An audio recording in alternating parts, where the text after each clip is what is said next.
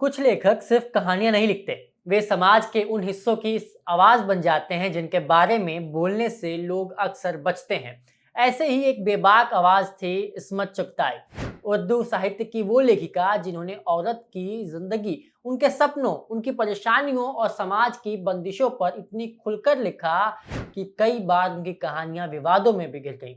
लेकिन इस्मत चुगताई की कहानी सिर्फ उनकी लेखनी की नहीं है, ये कहानी उस दोस्ती की भी है जो मशहूर लेखक सादत हसन मंटो के साथ थी। मंटो और इस्मत एक दूसरे के बहुत करीबी दोस्त थे।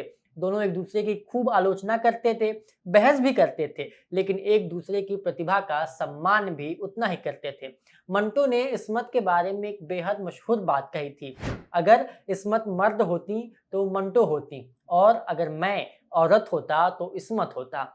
तो आखिर कौन थी इस्मत चुगताई और क्यों उनकी कलम ने उस दौर के समाज को हिला कर रख दिया था?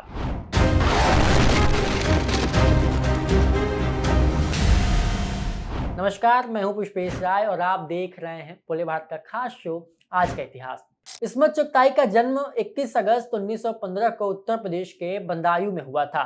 बड़े परिवार में पली बढ़ी इस्मत ने उस दौर में उच्च शिक्षा हासिल की जब लड़कियों की पढ़ाई को लेकर समाज में कई तरह की बंदिशें थी। उन्होंने पढ़ाई के साथ साथ लिखना शुरू किया और धीरे धीरे उर्दू साहित्य में अपनी अलग पहचान बना ली। उनकी सबसे चर्चित कहानियों में लिहाफ का नाम सबसे ऊपर आता है। 1942 में प्रकाशित इस कहानी ने समाज में तहलका मचा दिया था। कहानी में एक ऐसी औरत की जिंदगी दिखाई गई थी जो अपनी शादीशुदा जिंदगी में अकेली और उपेक्षित है। कहानी में महिलाओं की इच्छाओं और उस दौर के दबे हुए सामाजिक सच को जिस तरह सामने रखा गया, उसने इस्मत को बेहद चर्चित बना दिया। लिहाफ को लेकर उन पर अश्लीलता के मुकदमे भी चले। दिलचस्प बात यह थी कि उसी दौर में मंटो पर भी अपनी कहानी को लेकर इसी तरह के मुकदमा चल रहा था। दोनों लाहौर पहुंचे और दोनों ने अदालत में अपने अपने लेखन का बचाव किया। आखिरकार दोनों को इस मामले में बरी कर दिया गया।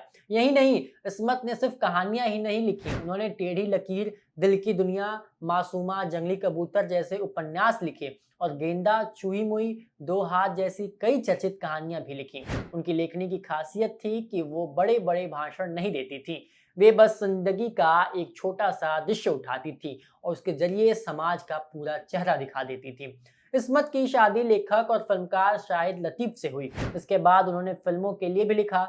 उनकी कहानी जिद्दी पर इसी नाम की फिल्म बनी, जिसमें देव आनंद ने अपने शुरुआती दौर में काम किया था। बाद में इस्मत ने फिल्मी पटकथा और संवाद लेखन के साथ फिल्म निर्माण में भी काम किया, लेकिन उनकी सबसे बड़ी पहचान हमेशा उनकी कलम रही। उन्होंने औरत को सिर्फ एक किरदार की तरह नहीं देखा, बल्कि उसे अपने फैसले लेने वाली, अपनी इच्छाएं रखने वाली और अपनी जिंदगी की मालिक इंसान की तरह देखा। यही वजह है कि इस्मत चुगताई साहित्य के उन सबसे मजबूत लेखकों में गिना जाता है जिन्होंने महिलाओं की आवाज को साहित्य के केंद्र में ला दिया। 24 अक्टूबर 1991 को इस्मत चुगताई का निधन हो गया, लेकिन उनकी कहानियां आज भी पढ़ी जाती हैं और शायद यही किसी लेखक की सबसे बड़ी जीत है कि उसके जाने के दशकों बाद भी उसकी कलम समाज में सवाल करती रहे। इस्मत चुगताई सिर्फ एक लेखिका नहीं थी, वे उस दौर की वो आवाज थी जिसने कहा जो सच है उसे लिखने से डरना नहीं चाहिए।